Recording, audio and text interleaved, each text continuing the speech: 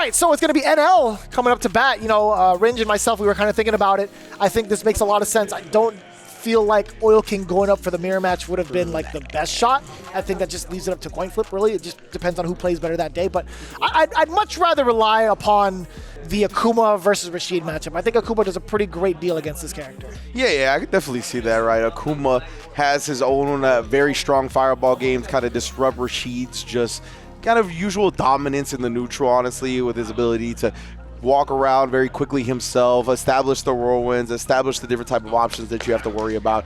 Of course, what it all might come down to is how NL manages that level 2 pressure, right? The Yasar will be rearing its ugly head eventually. JB, you saw him at the Sajam Slam say, as long as I get level 2, the round's coming home. So we'll see if that continues to hold Yo! true. What a reaction on the against Demon the Flip. Demon Raid, too, from that far away. That was a shallow one, too. That had to be the light version. Yeah.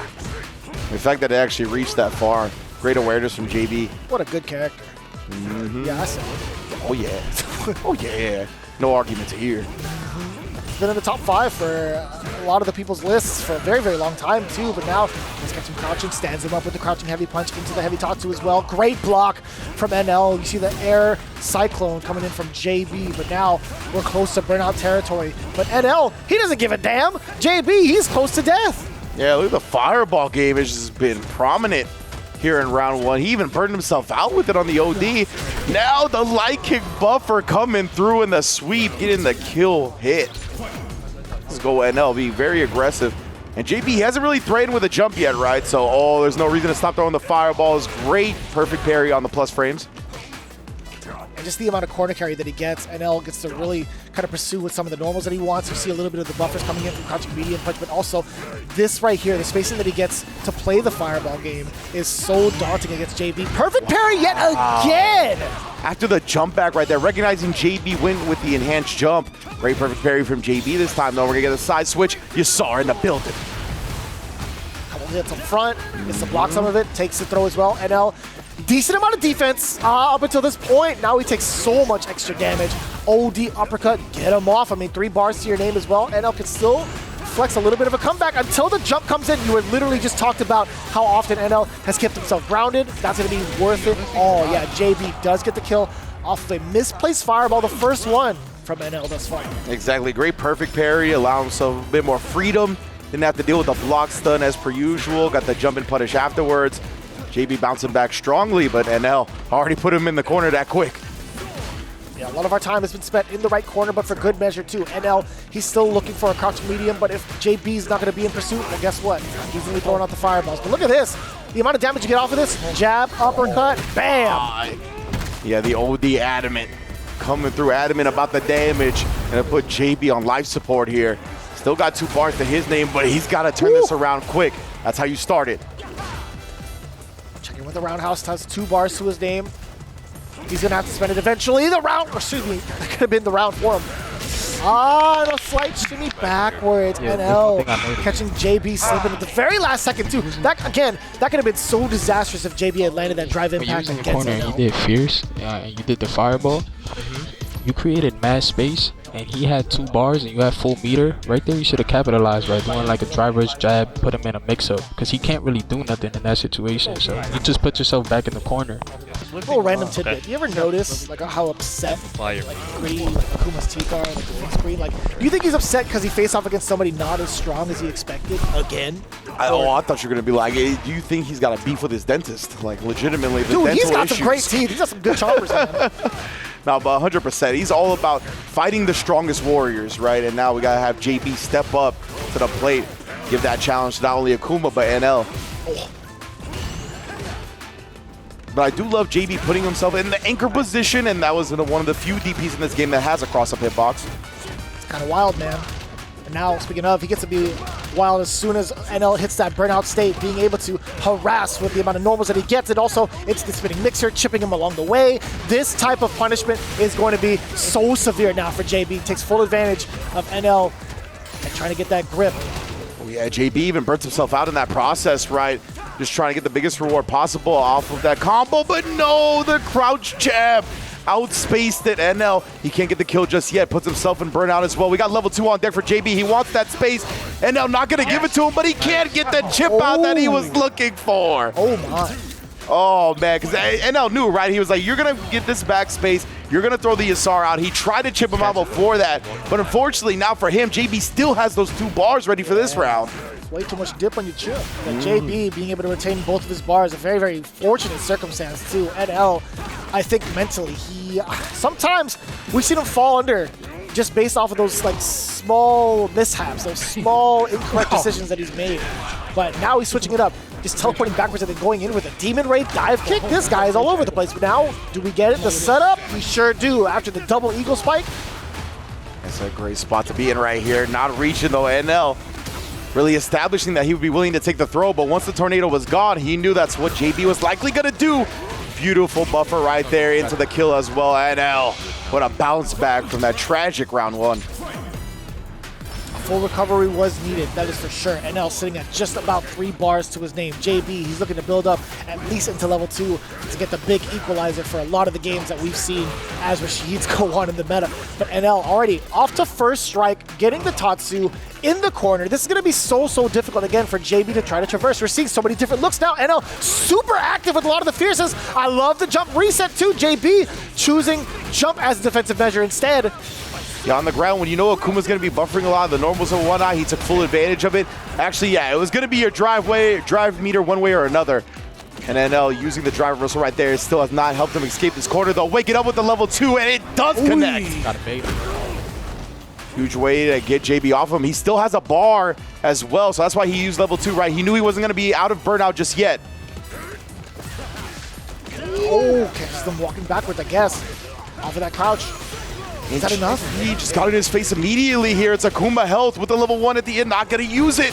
Oh, instead catches NL reaching, and JB ties up the set. He walked in so far. He was committed to the bit. Last second, psych, going in for the jump. JB, really, truly one of the greatest actors of our time. I gotta say, that was a real big throw bait if I ever seen it. Both of these players, man, fighting tooth and nail. You can already tell. Yeah. They feel like they both understand the team environment, right? Where they're not only playing for just themselves. Feel the pressure. And again, like I said, I love JB being the captain of this team, taking charge, going into the anchor position himself. It feels great to have JB back in the mix, right? We kind of had a little bit of a hiatus for him, and he's also kind of like taking a little hiatus in regards to like what character he wanted to main, right? I think like the time he's taken away off to, well, I mean not off, but you know, solely focusing on the CPT and focusing on himself with Rashid has made him grow exponentially. Yeah, you can tell he's really flourishing as a player lately. Now we get the perfect parry once again. NL has been really adamant about that whenever we see some throw star being mixed into it. Again, going to be able to parry up the whirlwind enhanced version, stop the demon flip, stop the jumps. Oh, try to get a reach right there. Great discipline, though. Oh, and I love that, too. The big rebuttal against NL, too. As soon as he walked forward, finished blocking. Level 1, by the way, that's going to be killing. That was a huge opportunity knocking, too, from JB. Just going in for the crouch short immediately after the block streak from NL. Yeah, that crouch short on Rashid. Yeah, it's got deceptive distance, man, especially after that drive rush. But NL finds the interrupt this time. What a call out from JB, though. The defensive choices, waking up at the crouch, meaning him catching the walk away. What was that? There was a reversal. You saw it. Yeah, very strange. I thought he like parried at first, but then tried something else. Looked very weird. Couldn't tell you. Yeah. I'll check the replays on that. Or maybe ask NL forward throw. Now all the momentum going towards JB's favor. 2 rounds straight. 2 games I'm making too many like execution mistakes. I think he not take loss. I think you saw him more. Even he DP. I don't think he will do many. Yeah, one of my biggest concerns when this team had first grouped up was how is the coaching sessions going to look like? How is the communication with the teams going to look like from the side of Fighting Spirit? But they've been together for so long, they fully understand what needs to be done in regards to the change-ups. But we'll see if NL is able to implement it. JB already on the harassment patrol, putting Akuma on lock in the corner. The 3 jabs, knock at the knees. Wait a minute, backdashing away. Yeah, NL was able to pick his spot, but what a whip punish from JB. Try a little frame kill setup. NL didn't like the way that looked. What a delay to check the walk back. That was meaty as hell. Oh yeah, even meatier than JB expected right there. The throw ended up being a punish counter burnout. Doesn't escape the corner for free, and now he's back towards that side anyway.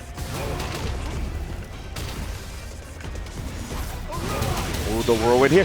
Oh, actually getting the enhanced jump. Oh my God! That was so, even JB had to scratch his head on that one. He's like, I can't believe I missed. Oh, the air chop, but as Akuma pulled back from throwing the fireball, got his hurt box back into fierce range.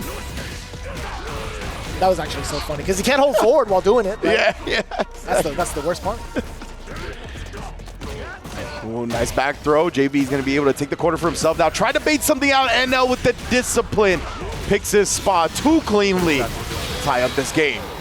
That definitely felt like an Akuma round if I ever seen it. NL forcing to spend that one bar to at least tie it up in the rounds to at least get himself into another game situation. But now standing light kick, doing God's work. Big punish counter against JB.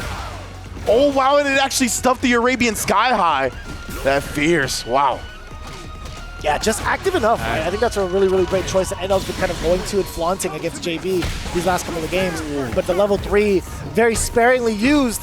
But for good moments like these, the damage output, sure, it's pretty significant. But it's the burnout that JB wants, and he does get it indeed. NL going to be taking a lot of chip. And yeah, exactly. JB, oh, he actually gets the perfect parry off. This is big for him here. Again, remember, JB is on set point. He can close this out for Cloud9. Another throw here. NL's about to get his drive meter back. Oh, the Arabian Sky High catches NL trying to thwart it, trying to keep JB locked down in the corner. What a clutch out from the captain. A very brilliant start for Cloud9 with a reintroduction, I should say, because of JB. But let's be honest, man. A brand new team getting a great start like this only brings high hopes. C9, again, stamping their very first game, first team battle in the history of Street Fighter League with a big W.